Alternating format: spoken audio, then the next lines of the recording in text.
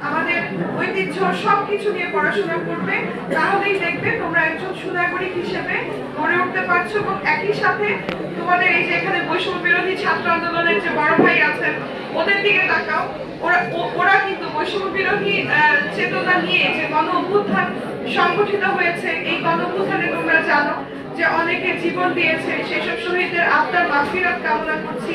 এবং একই সাথে যারা আহত হয়েছে তাদের দ্রুত সুচিকিৎসা নিশ্চিত করার জন্য সরকার প্রচেষ্টায় আছে, সব রকম সহযোগিতা সরকার দিচ্ছে।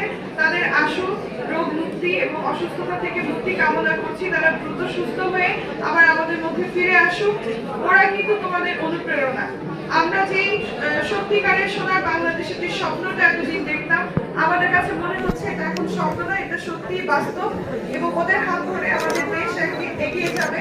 তোমরাও ধীরে ধীরে এভাবে সব দিক দিয়ে জ্ঞান অর্জন করে তোমরাও দেশকে একদিন নেতৃত্ব দিবে, এই আশা প্রকাশ করে আমি